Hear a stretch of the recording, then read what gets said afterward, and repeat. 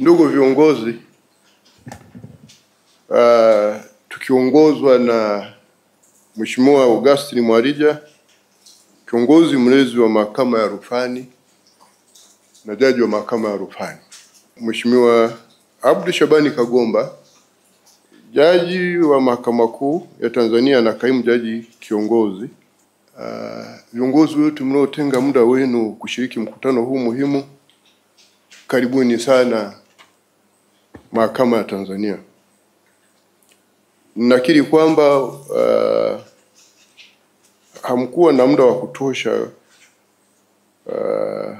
pengine kujiandaa kwa ajili ya mkutano huu, lakini kama alivyosema jaji kiongozi, sisi katika mpango mkakati wetu wa miaka 5 ambao unamalizika mwaka huu, moja ya nguzo zetu ni ushirikishwaji na wadau wa mnyororo wa utoaji haki mahakamani. Na mimi mara baada ya kuwa nimeteuliwa na Rais kuwa jaji mkuu wa mahakama ya Tanzania, nimeendeleza utaratibu huu ambao nimeukuta kwa watangulizi wangu.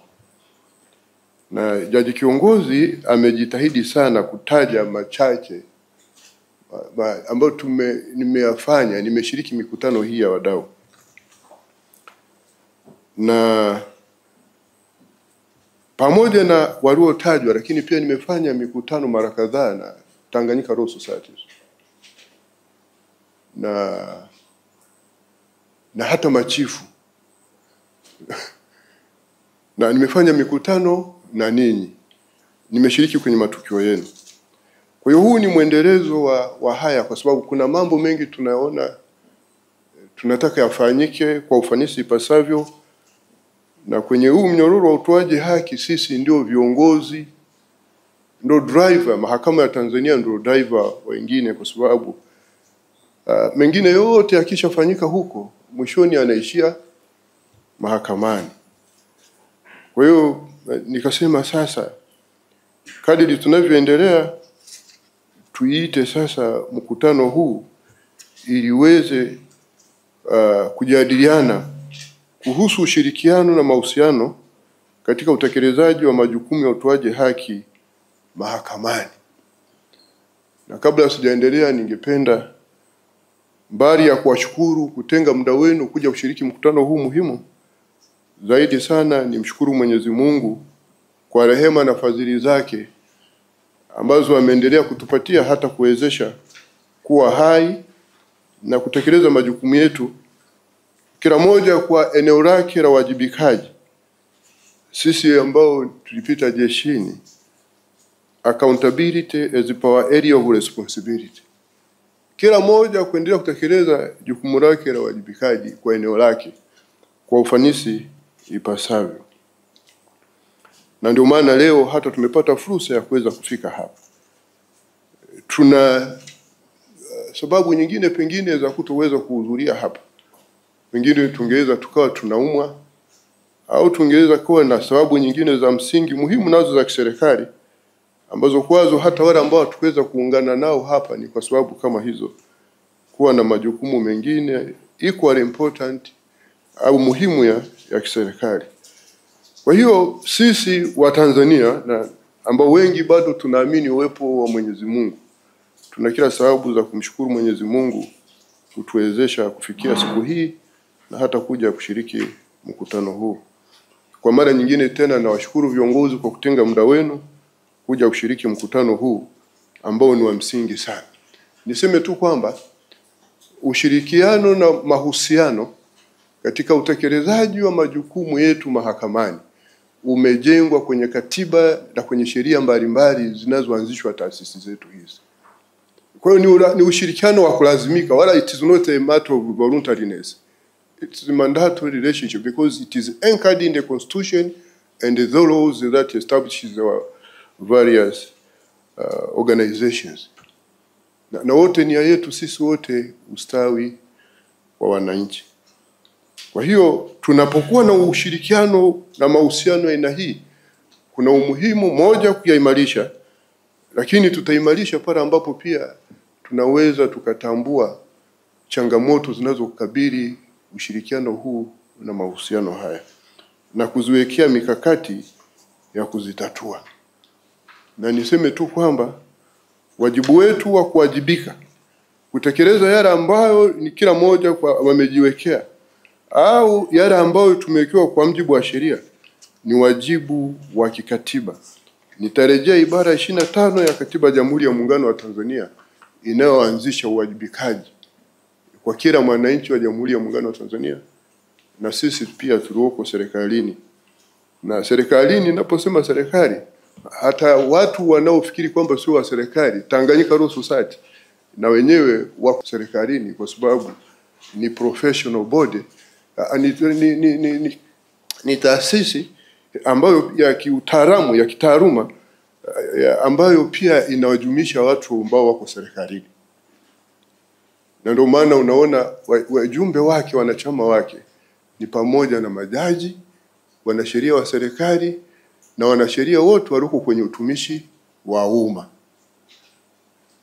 Na hata masuala yao yanasimamiwa na waziri wa katiba na sheria. Na ndio maana hata mkubwa wao ni mwanasheria mkuu wa serikali. Kwa hiyo mambo haya yanatuhusu sisi wote. Sisi wote tumewekwa na wananchi ni kwa ajili ya kuwatumikia, kwa ajili ya kufikia ustawi wao. Sasa tumepewa majukumu ya wajibikaji. Tunapotekeleza majukumu yetu, na sisi sasa tunazungumza kwenye mnyororo wa haki ambao unaishia mahakamani. Ibara 25, ibara ndogo ya kwanza ya Katiba ya Jamhuri ya Muungano imesema wajibu wa kushiriki kazini. Wajibu hizi kazi tunazozifanya sisi, kazi pekee ndio huzaa utajiri wa mali katika jamii, ndilo chimbuko la ustawi wa wananchi na kipimo cha utu. Na kila mtu ana wajibu kushiriki kwa kujituma na kwa uaminifu katika kazi halali na ya uzalishaji mali. Kazi halali alafu na ya uzalishaji mali. Sio kazi halali ya uzalishaji mali, kazi halali na ya uzalishaji mali. Na kutimiza nidhamu ya kazi na kujitahidi kufikia malengo ya uzalishaji mali ya binafsi na yale malengo ya pamoja na yanayotakiwa au yaliyowekwa na sheria. Hapa hakuna taasisi ambayo ikuanzishwa kwa sheria. Hakuna taasisi ambayo ikuanzishwa kwa sheria.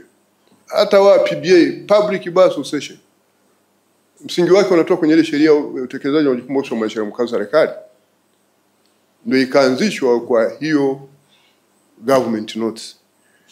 Jeshi la polisi tunajua, jeshi la magereza tunajua, taasisi ya kuzuia na kupambana na madawa ya kuzuia na kupambana na rushwa iko kwa mujibu wa sheria. Kama ilivyo pia mamlaka ya kuzuia na kupambana na madawa ya kulevya na ofisi ya mwanasheria mkuu wa serikali, mahakama yenyewe. Ninaposema sheria ni pamoja na katiba, ofisi ya taifa ya mkurugenzi wa mashtaka. Wote tuko hapa kwa namna hiyo, tunawajibika.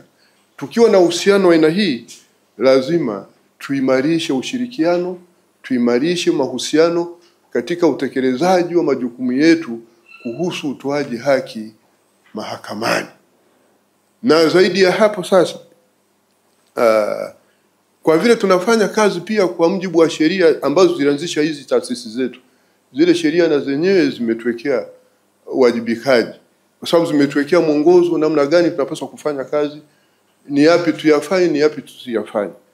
Kwa hiyo mtaona kwamba ushirikiano huu ni muhimu sana, na katika mazingira kama haya kuna umuhimu wa kuwa tuna vikao kama hivi, kufanya vikao endelevu kama hivi. Sisi wadau wenyewe kushirikiana katika kukutana na kujaribu kuangalia hivi ni kitu gani kinaathiri sasa ushirikiano wetu, kitu gani kinaharibu mahusiano yetu. Tunavitambua hivyo vitu, tunaviwekea mikakati ya kuvitatua ili tuweze kusonga mbele.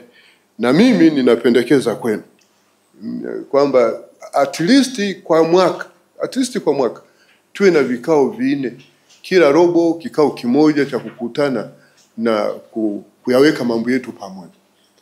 Tukikutana hivi, na sisi wa Afrika tuna utaratibu mzuri sana. Tuna utaratibu mzuri sana wa kuheshimiana na kuthaminiana.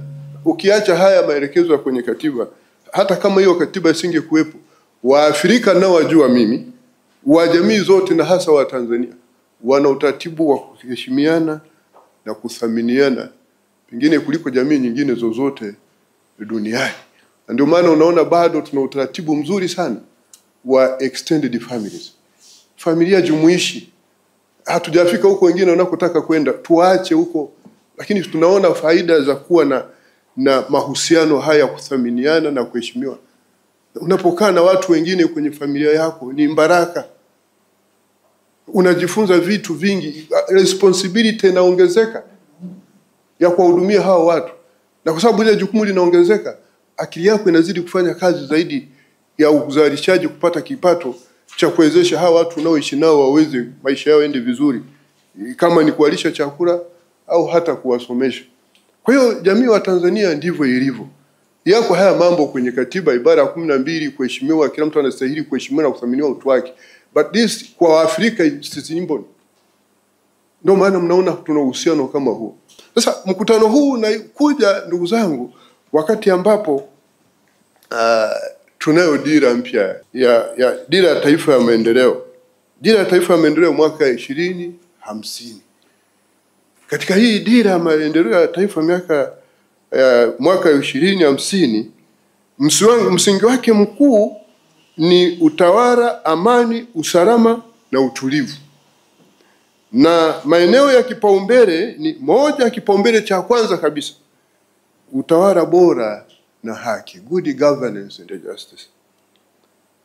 Na kipaumbele cha pili ni serikali za mitaa imara na zenye ufanisi. Kipaumbele cha tatu ni utumishi wa umma unaowajibika. Utumishi wa umma unaowajibika. Na kipaumbele cha 4 ni amani, usalama na utulivu. Na ukiangalia sisi wote ni wahusika wa haya. Wote. Wote tunaingia humo, wote tuliokutana hapa. Na tumewekewa kipaumbele cha 3, utumishi wa umma unaowajibika. Maana yake ni kwamba sisi wote kama watumishi wa umma tunawajibika moja, kudumisha utawala bora, lakini pili, kwenye utekelezaji wa upatikanaji wa haki mahakamani, na 3, amani, usalama na utulivu. Ndio lengo letu. Ikiwa serikali inatokana na inapata mamlaka yake kutoka kwa wananchi, na lengo lake kuu ni ustawi wa wananchi, na inawajibika kwa wananchi, sisi ambao ni watumishi wa umma tuna wajibu mkubwa sana wa kuwajibika katika kutekeleza majukumu yetu. Na katika dira hii imeweka pia mfumo wa utekelezaji. Nitawasomea ukurasa wa 63 ambao unahimiza ushirikiano katika sekta mbalimbali. Inasema hivi, ukurasa wa 63 inasema hivi: ili kuhakikisha dira 2050 inatekelezwa kwa ufanisi, serikali imeweka mfumo imara wa usimamizi unaozingatia malengo yake mahususi. Mfumo huu umekusudia kuhimiza uwajibikaji, ukihitaji uongozi mahiri na uruo makini katika ufuatiliaji. Aidha, mfumo unahimiza matumizi ya mbinu zinazotoa matokeo yanayopimika. Msingi wa mkakati huu ni mabadiliko makubwa ya kifikra, yakilenga vitendo badala ya maneno na matokeo badala ya ahadi. Uongozi, taasisi pamoja na watendaji na wadau wote wanapaswa kuwajibika ili kutimiza malengo ya dira kwa ufanisi. Taasisi imara na mifumo madhubuti inayolenga kuondoa uzembe, inayohimiza uwajibikaji na kuchochea ufanisi itakuwa nguzo kuu ya utekelezaji wa dira 2050.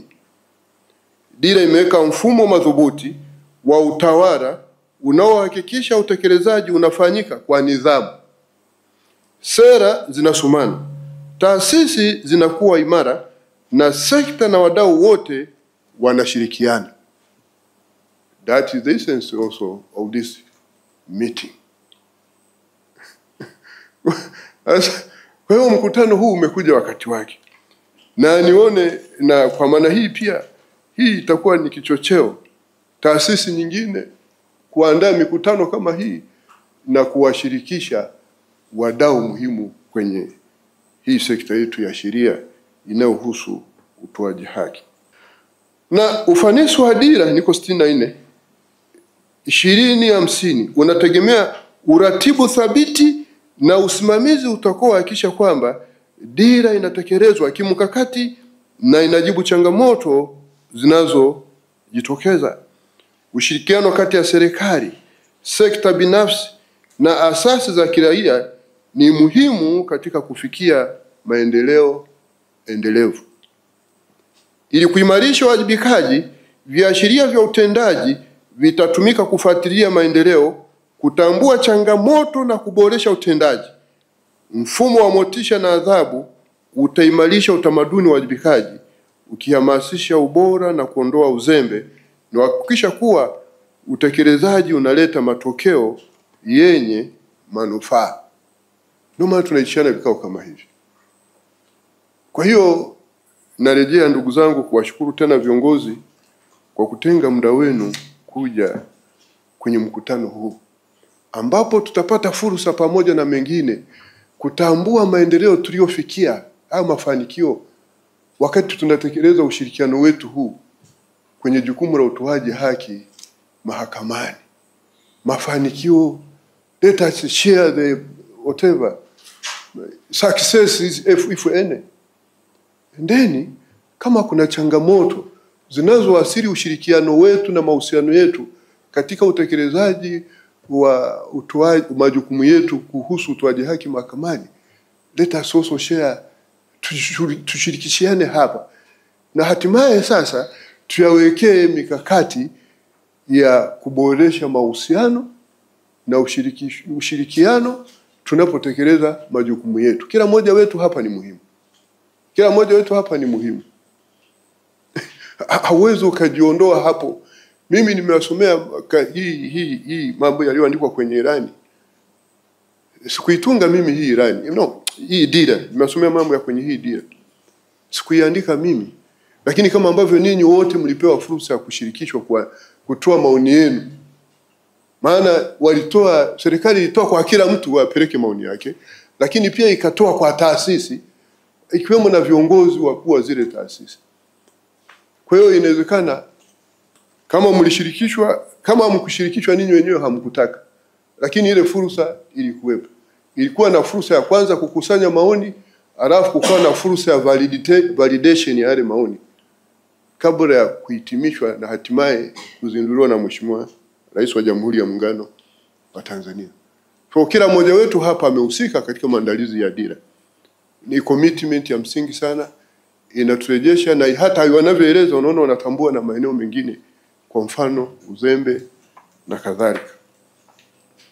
Kuhusu utawala bora na haki, na kwa mara ya kwanza ndugu zangu, mnaona hizi dira zinapoandaliwa, hii haki inachukua nafasi ya kwanza na inaendana na utawala bora. Zimewekwa kwenye sehemu moja, utawala bora na haki, kwa sababu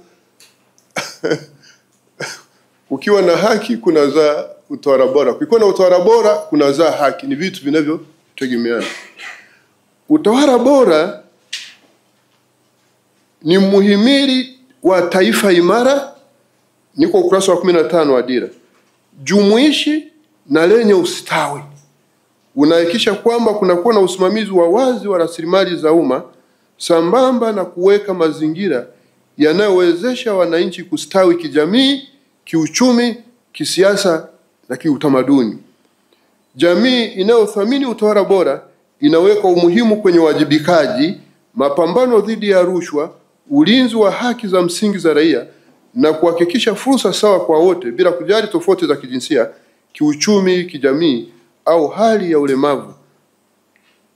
Katika muktadha huu, vyombo vya habari huru na vinavyojitegemea ni nyenzo muhimu katika kuhakikisha utawala bora na uwajibikaji. Nadhani ndio maana pia tunaona kuna vyombo vya habari hapa. Kadhalika, asasi za kiraia zina mchango muhimu katika kukuza demokrasia, kulinda haki za binadamu na kuchangia jitihada za kuboresha huduma za jamii. Tanzania bado inakabiliwa na changamoto kadhaa za kiutawala.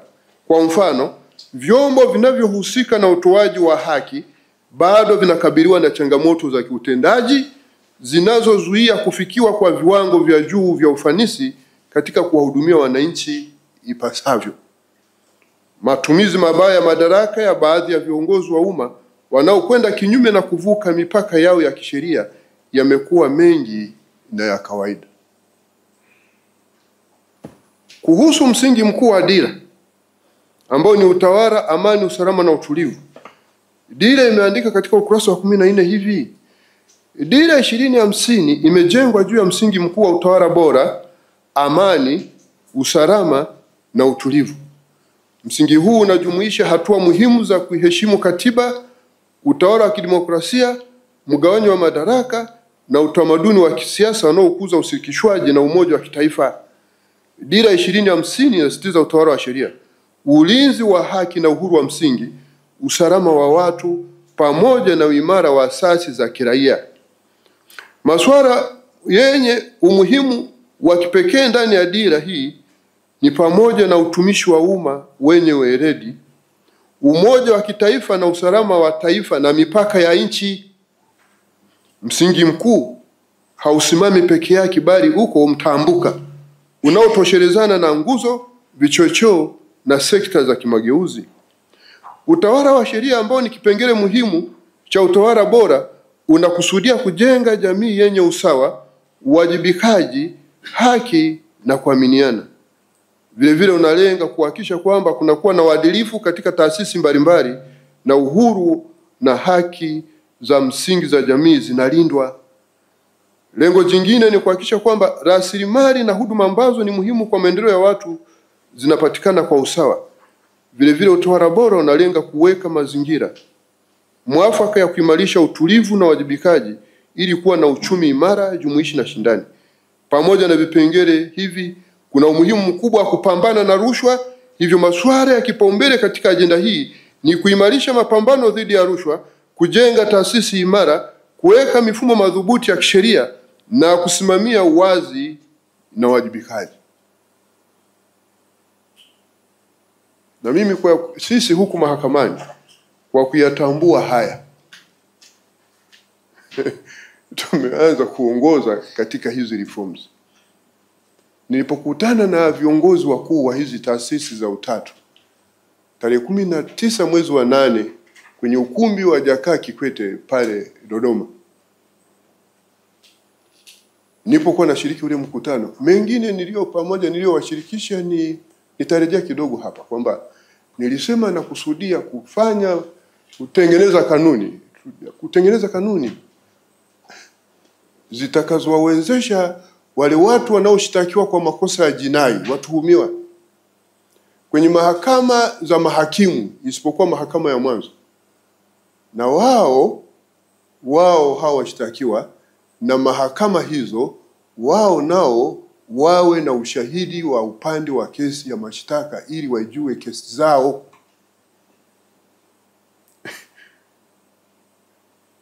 Tumetengeneza sisi hapa draft ile kwa Kiswahili wanahitaji rasimu ya hizo kanuni. Tumeziwasilisha kwa mkurugenzi wa mashtaka, tumeziwakilisha kwa Tanganyika Law Society ili watuzipitie, watuletee maoni yao kabla hatujazigazeti.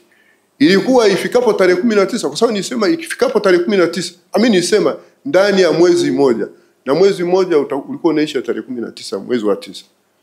Lakini tumechelewa kwa sababu tunasubiri hawa ya wadau. Na ninyi wadau, sisi kwenye mambo kama haya ya msingi huwa hatutaki kuchelewesha. kama mtataka tu tunawashirikisha, sisi hatutaki kuwaburuza. Tukiwapa hii kazi, ipitieni, ishughulikieni kwa umakini na kwa ufanisi, mtuletee maoni yenu mapema. Haki haipaswi kucheleweshwa. Na msingi wa mabadiliko wa kanuni hizi umejengwa tu kwenye ibara ya 13 ya katiba, usawa mbele ya sheria. Tusiwatuite watu wengine tayari kama ni wahalifu, wakati ibara ndogo ya 6 ya hiyo ibara ya 13B inasema kila anayeshtakiwa mahakamani kwa kosa la jinai atachukuliwa kwamba hana hatia hadi itakapothibitishwa hivyo na mahakama. Right now mtu anashtakiwa, anaenda mahakamani, hajui tu kitakachotokea huko mbeleni.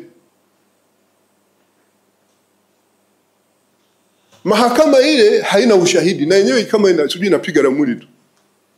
Hayajui, hata mahakama yenyewe haijui. Mshtakiwa naye hajui. Kwa hiyo mahakama inakuwa katika mazingira magumu sana kuweza kufanya well informed decision. Ni tofauti na ilivyo sasa mahakama kuu. Mahakama kuu unakuta huyu mahakama ana ushahidi ule wote, mshtakiwa ana ushahidi ule wote. Kwa hiyo mahakama inakuwa katika mazingira mazuri ya kufanya maamuzi sahihi. Na ndio maana wakikutana pale sasa, jaji anawaita mawakili wa serikali, wa prosecutions, anawaita defense mawakili hao wanatoka Tanganyika Law Society, wanakaa pale.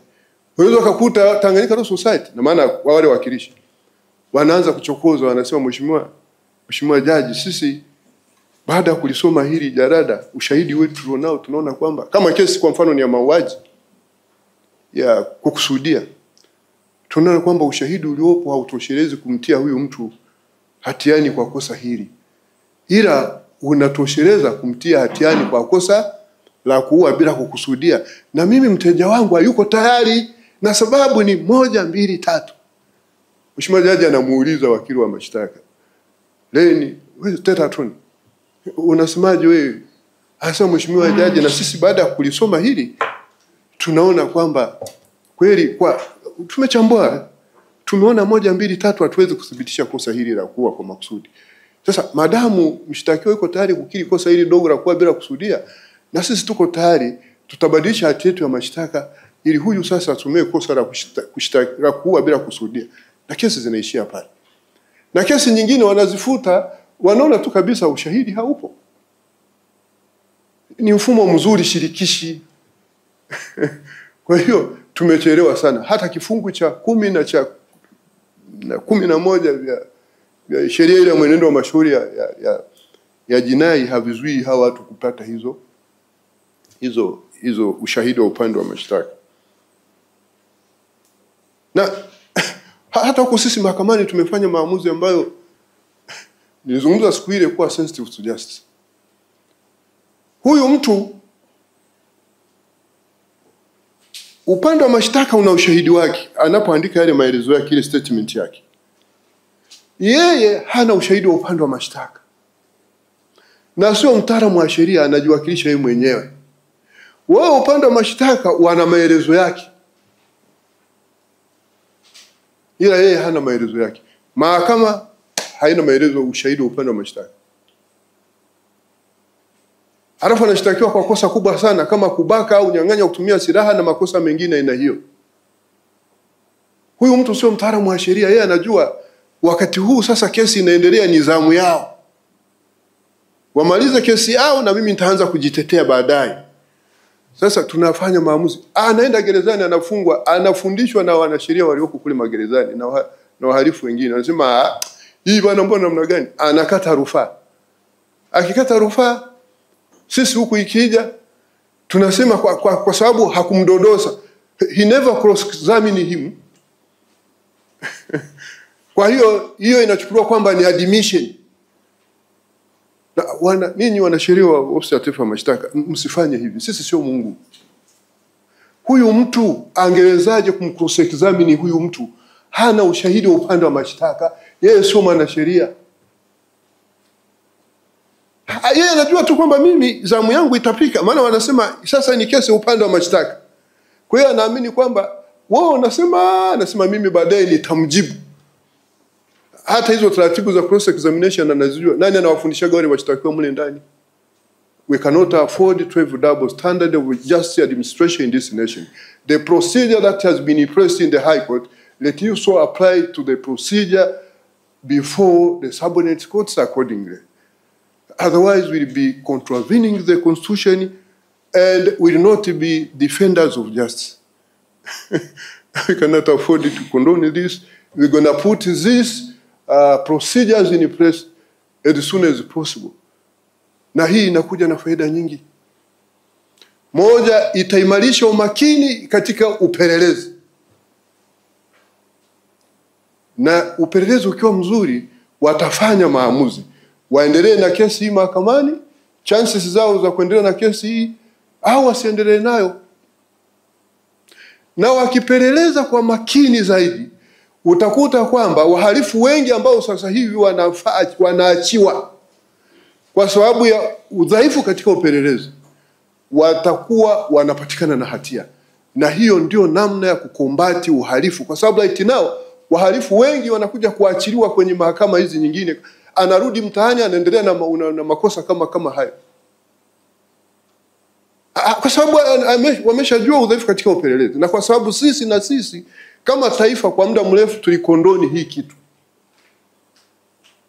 Na mahakimu watakao buruzwa sijui naendesha mashtaka, mimi nitaelewana nao. Sasa lazima, kwa sababu wewe tayari sasa utakuwa na wewe na huo ushahidi. You are so much well informed. We expect you to deliver well informed decision. Whether you acquit him or whether you convict him, but there should be reasons for that, whatever decision you take. Lakini faida nyingine, tutapunguza sana ubambikizaji wa watu makesi na watu wanajaa magerezani. Kwanza tujui. Na ofisa wa mwanasheria mkuu wa serikali, ni waombe, kuna kitu kinaitwa malicious prosecutions. Hizi ni kesi za madai. Ndio hizo za kuna tofauti na defamation au whatever is it. Wengine wanashtakiwa, mnaenda mnawatetea. Hatu ni jina wanawatetea. Hawa watu wacheni wapambane na hali zao wenyewe. Haiwezekani ukasema eti mimi nilikuwa natekeleza majukumu yangu kwa kubambikiza watu kesi. Na wengine ni washauri mtawashtaki kwa abuse of powers, abuse of office. Hiyo ni kazi ya DPP. Washtakini. We want to instill discipline kwenye utumishi wetu, kama nilivyosomea kwenye katiba, nidhamu ya kazi ya majukumu yetu ya kisheria. Hii pia itachangia kuharakisha upelelezi kwa makini, kutoshelesha upelelezi kwa makini. Na upelelezi ule ukifanyika kwa makini na haraka, hata maamuzi nayo huku yatapatikana, kwa sababu kesi kama inaenda mahakamani itasikilizwa mapema, itaisha. Kwa hiyo itaharakisha pia, itasaidia kuharakisha usikilizwaji wa kesi hizi mapema ukamilike. Na italeta umakini pia kwenye decision making wanaofanya maamuzi haya huku mahakamani. Watakuwa makini, wanaifahamu ushahidi ule wamekuwa nao tangu mwanzo, wanaweza kauliza maswali ya clarification na kadhalika. Hii itadhibiti pia vitendo vya rushwa. Nimewasomea huku dile, hatuwezi kujifanya kwamba rushwa hazipo kwenye taasisi zetu. Zipo, ziko mahakamani, ziko polisi, ziko kwenye taasisi nyingine zote, zipo. So to single out hapa. Kwani mimi ninaandika hii dira? Wamesema taasisi zinazohusika na utoaji haki zimegubikwa na uzembe na rushwa. Hii itapunguza rushwa. Lakini kubwa pia itakuwa ni compliance ya katiba inayotaka usawa mbele ya sheria, na itaimarisha quality justice. Lakini hatua hii pia watakuwa makini kuamua ni ipi kesi ende mahakamani, wamshikilie mtu kwa nini. Itasaidia kupunguza msongamano wa mahabusu na wafungwa magerezani. Lakini taifa hili litaendelea kuheshimika sana. Na wote mnafahamu, hata rais akiniapisha pale siku ile tarehe 15 Juni, anaambia nataka muhimili wa mahakama uwe na hadhi. Uwe na hadhi. Kuwa moja mihimili yenye hadhi duniani. Hatuwezi kufikia hatua hiyo kama tutakondoni na vitendo hivi vingine. So we want your cooperation on this particular area. Tutakapoanza kwenye hiyo, tunaomba ushirikiano wenu na nini? Naomba ushirikiano wenu na nini? Sambamba na hilo, kuna compliance ya kifungu namba 134 cha CPA, cha Criminal Procedure Act, ambacho kinasema kwamba mashauri hayatafunguliwa mahakamani isipokuwa kama upelelezi umekamilika. Isipokuwa kuna mashauri yametajwa pale. Mashauri yanayosikilizwa na mahakama kuu na mengine yametajwa kwenye hicho kifungu yako pale. Yanaitwa serious offenses, na hizo serious offenses zimekuwa defined under section 134 of the Criminal Procedure Act. Yako pale, ninyi wanasheria sitaki kurajia. Nitawaomba na niwaombe magereza, jeshi la magereza. Mimi namna nyingi ya kumonitor hivi vitu. Jeshi la magereza, I have been in this industry for quite a long time. Nitaomba jeshi la magereza, nitaomba TLS mtusaidie kumonitor hii compliance ya section 134. Je, inatekelezwa? Tuleteni taarifa. Hili ni kosa ambalo huyu mtu alipaswa akamatwe wakati upelelezi umekamilika na kupelekwa mahakamani? Au ni hili lingine, kama ni yale mengine ya high court na mengine yaliyoahirishwa pale kama serious offenses, that is another case. Tusaidieni hiyo kitu. Lakini pia tusaidieni kumonitor na kutupatia taarifa za yale mashauri ambayo yanasikilizwa mahakama za mahakimu, save primary court, ambayo mkurugenzi wa mashtaka na sisi mahakamani tulishajiwekea utaratibu kwamba yanapaswa yamaridhike ndani ya miezi 6. Je, yapo ambao bado yanaendelea kuyamaridhika, sijui yako kwenye trial au yako kwenye upelelezi? Tuleteni taarifa hizo. Ndio ushirikishwaji huu tunaozungumza sisi ambao ni wadau wa haki mahakamani. Tukifanya hivyo tutapiga hatua. Sasa kuna mashauri haya yanayotuletea, unaona kama amani na mchango mkubwa sana kwenye kukua kwa uchumi, masuala ya kisiasa na masuala ya kijamii. Na shughuli gani za uwekezaji na uchumi na biashara zitafanyika kama nchi haina amani? Kwa hiyo ndio maana unaona kile kipaumbele cha 3, amani, usalama na utulivu. Sasa kuhusu mazingira wezeshi ya biashara na uwekezaji, hapa nilikuwa nazungumza juu ya criminal justice, now venturing to what we call civil justice, ambao pia ni commercial. Ukurasa wa 25 kwenye sera inaandikwa hivi: uchumi imara na endelevu unategemea kuwepo kwa mazingira mazuri ya kufanya biashara. Mnamo mwaka 2018 Tanzania ilizindua mpango mkakati wa mageuzi ya sheria ya kuboresha mazingira ya biashara nchini. Mpango huu ulilenga kuimarisha ufanisi katika mifumo ya kisheria, yani pamoja na mengine katika mifumo ya kisheria, na kuongeza uwazi na wajibikaji. Vipaumbele vikuu vilikuwa ni kupitia sheria na kanuni na mengine yaliyoorodheshwa pale. Kwa ndio haya tunayofanya. Ili kushughulikia changamoto hizi, ni lazima kujenga mazingira wezeshi ya kibiashara yatakayochochea ukuaji wa uchumi na kuvutia uwekezaji. Mageuzi haya yanapaswa kurahisisha taratibu, kupunguza vikwazo vya kisheria, kuondoa tozo zisizo na tija na kufungamanisha sera na taasisi ili kuimarisha mazingira ya biashara yenye ushindani na ufanisi. Kwenye hii sisi tunatambua yako mashauri ambayo sio ya jinai, lakini ambayo yana mchango mkubwa sana katika kukuza uchumi kupitia uwekezaji na biashara. Kwa hiyo tutaendelea na utaratibu wetu hapa wa kuyapa kipaumbele mashauri hayo. Tutaendelea kuyapanga kwa session, vikao maalum kushughulika tu hayo. Kwa mfano masuala ya kodi, Hizi kodi zinashikilia uchumi. Tuyawekea utaratibu yaishe tu mapema. Tutawekea utaratibu wa kuyamaliza haya mashauri mapema. Na mwaka huu tu kama tutakavyokuja kuwashirikisha baadaye hapa, mtaona hiyo tutawapa. Tangu tumeanza tu mpaka sasa tumedispose kesi nyingi za mashauri ya kodi huku kwenye Court of Appeal. Mashauri yale yanayotoka mahakama ya biashara, ukiangalia kule ilipoanzishwa ile mahakama ilikusudia fast tracking ya disposal ya commercial disputes.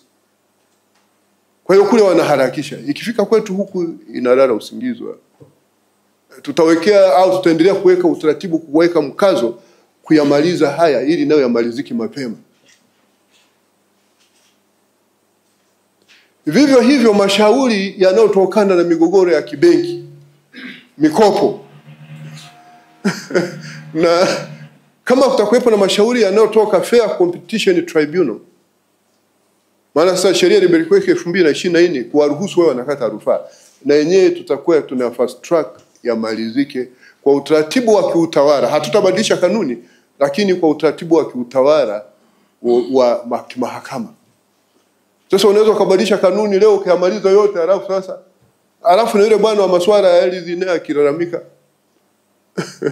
Kwa hiyo haya nayo kwa hiyo niwaombe wanasheria wa Tanganyika Law Society, ninyi mnashiriki mashauri yote haya, mashauri ya jinai na mashauri ya madai na ya kikatiba sijui na aina gani.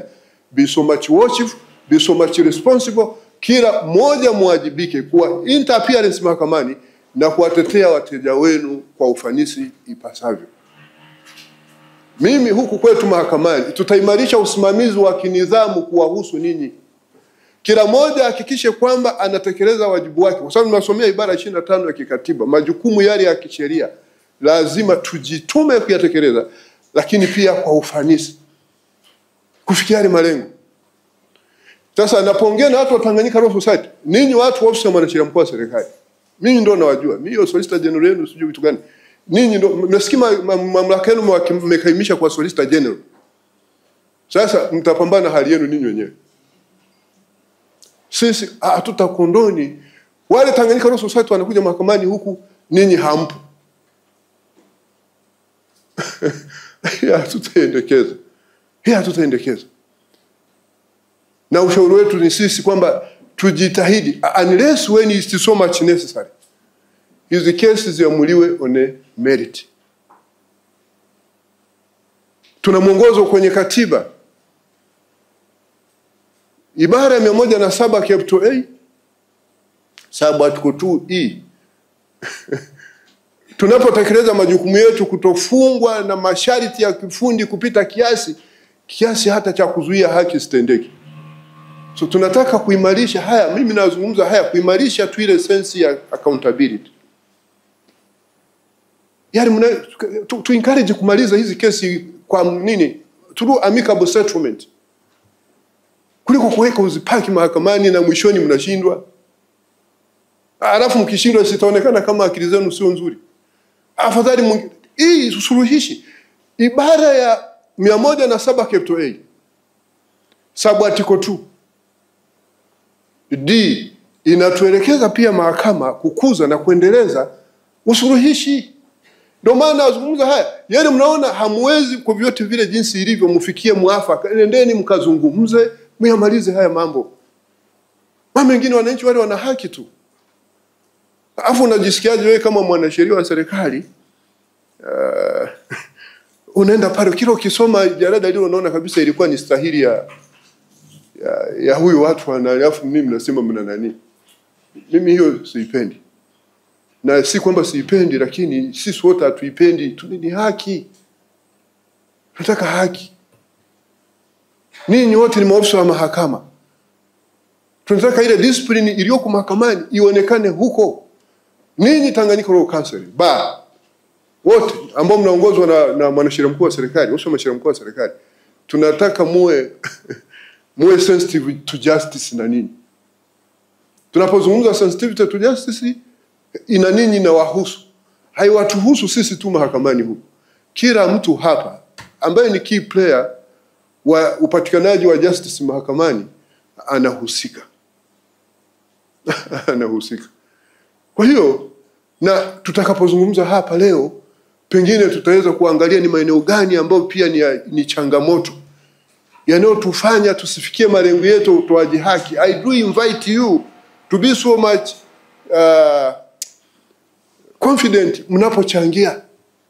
Tunataka kutibu haya magonjwa ambayo mengine yanaweza yakawa yanatuletea hata migogoro unnecessary. Sisi nadhani kwa sasa niishie hapa. Niwashukuru sana sana sana. Nimewasomea dira, na hii si mara ya kwanza mimi kusoma kwenye hii dira.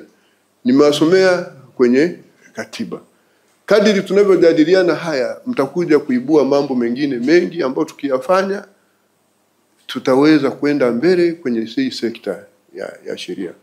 Tunachosisitiza sisi ni ushirikiano na mahusiano katika utekelezaji wa majukumu yetu ya utoaji haki mahakamani. Ikiwa kuna kitu mnakiona huku kwetu kwamba nacho hakiko sawa, tuambieni humu ni ya kwetu sisi. Hiyo ndio namna ya kupona. Watu hawa law enforcement agencies hawa, akina IGP na wenzake, nilipozungumza nao tarehe 19 mwezi wa 8 pale, na nilipokuwa nazungumza baadaye nilimaliza nikasema, jamani, nimeambiani ukweli kwa sababu ukweli ndio unaoponya. Walinishangilia sana. Siku hiyo IGP hakuepo, ila alikuepo DCI. Walinishangilia, ukumbi ule walinishangilia sana. Ukweli ndio unaoponya. Sisi ni watumishi wa watu, ni watumishi wa umma. Hata kwa vyuo hivi sisi ni watumishi. Sisi tukiwa watumishi wa watu, lazima wakati wote tuwe na sisi kama kiherehere kwa ambapo tuko kwenye ile sekta ya haki sasa. Siongelee zile sekta nyingine, lakini nazungumza kwa muktadha huu. Tuwe na kiherehere cha ile proactivity ya kutaka kuona tunatekeleza majukumu yetu kwa ufanisi ipasavyo. Sasa kwa maana ya haki nani? Yani, tukifikia hatua hiyo tutafanikiwa. Uzuri wangu ninachokiamini kwenye hii ni kwamba ninyi wote wasoma chebo, mna uwezo mkubwa. Mna uwezo mkubwa sana wa kudeliver na kutekeleza majukumu yenu. Kwanza ninyi wote ni viongozi. Ndio maana I so much bitter about hiyo kitu kile. Ninyi wote ni viongozi. Hauwezi ukafikia hapo eti tu kwa sababu wewe sifa yako ni kipara. Hicho kipara kimebeba vitu vingi humu kichwani vya maana. Nimewasomea pale juu ya mabadiliko ya kifikra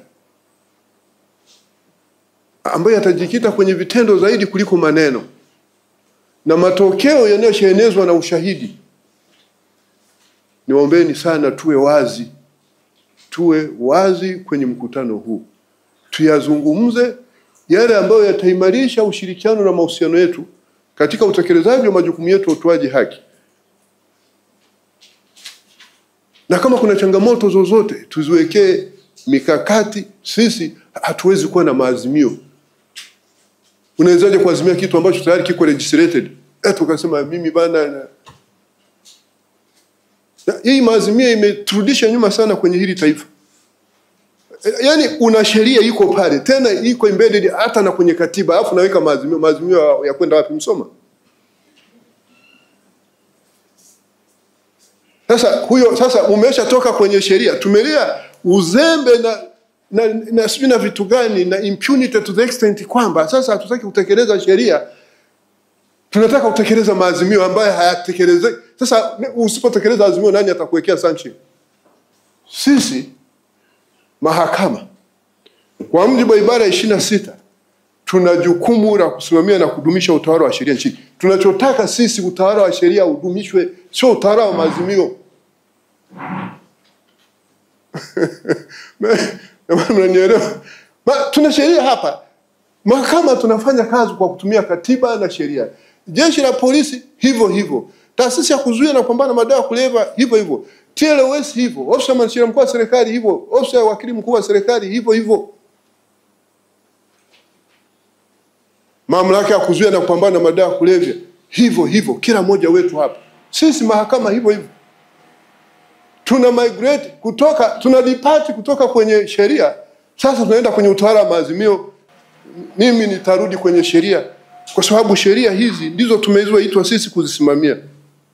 Ibara 26 ya Katiba ya Jamhuri ya Muungano. Kila mtu ana wajibu wa kufuata na kutii katiba hii na sheria za Jamhuri ya Muungano. Inasema maazimio. 2. Kila mtu ana haki kwa kufuata utaratibu uliowekwa na sheria kuchukua hatua za kisheria kuhakikisha hifadhi ya katiba na sheria za nchi. Na hiki ndicho kinachoitwa utawala wa sheria ambao lazima tuhudumishe. Sasa hawezi kuwa utawala wa maazimio, ni utawala wa sheria. Ndio maana pale nimesema kama kuna vitu mtagundua hapa vinavyo impact negatively kwenye ushirikiano na mahusiano yetu tunapotekeleza majukumu yetu, muviainishe hapa kama tuviwekee mkakati wa kusolve hiyo kitu. Na essentially haitakuwa sheria, ni tabia zetu tu. Kwa hiyo baada ya kusema haya, nawashukuru tena kwa mara nyingine, nikiwaomba muwe huru kabisa mnaposhiriki mkutano huu ili tujadili mafanikio kama yapo tuyaorodheshe. Uwepo wangu mimi kwenye sekta hii tangu nilipomaliza chuo kikuu nikaajiriwa ofisi ya mwanasheria mkuu wa serikali na kuletwa hapa ofisi ya mwanasheria mkuu wa serikali hapa Dodoma, ninatambua kwamba kumekuwepo na mafanikio makubwa sana tangu taifa hili lilipopata uhuru wake. Vinginevyo sisi ndio tunadumisha hapa amani na usalama, si ndio? Hii taifa lisingekuwa liko hivi. Hii amani mnayoona hii hii amani mnayoona hii ni kwa sababu ya sekta yetu hii. Kwa hiyo mtakuta polisi wapo ambao hawalali usiku kucha kwa ajili ya usalama wetu, wanatulinda sisi, wanalinda na mali zetu. Wapo jeshi la magereza wanaowahifadhi wahalifu na watuhumiwa. Wako taasisi ya kuzuia na kupambana na rushwa, wanaleta utawala bora kwa kudhibiti vitendo vya rushwa na kadhalika. Mamlaka ya kuzuia na kupambana na madawa kulevya hivyo hivyo, ofisi ya mwanasheria mkuu wa serikali. Mahakama yenyewe hii, Tanganyika Law Society. Hii inaitwa ofisi ya wakili mkuu wa serikali, imekuja hivi karibuni. Na wao basi kwa muda wao ambao wamekuwepo na wamechangia. Ofisi gani nyingine nimeacha? Na sisi wananchi wengine wote tuna mchango mkubwa. Sasa ni wajibu wetu sisi wote. Kwa hiyo hayo mafanikio yapo na ya kutosha. La sivyo hili taifa lisingekuwepo. Hayo lazima tuyadumishe na kuyaenzi. Yale yanayotaka kutufanya tuondoke kwenye mafanikio yetu, hayo ndio tunakutana pamoja na mengine kuyatambua kama yapo na kuyawekea mikakati ya kuachana nayo. Basi baada ya kusema hayo, nitamke tu kwamba mkutano huu unaohusu ushirikiano na mahusiano katika utekelezaji wa majukumu yetu kuhusu upatikanaji wa haki mahakamani nimefungua rasmi. Mwenyezi Mungu aendelee kuwabariki. Asanteni sana.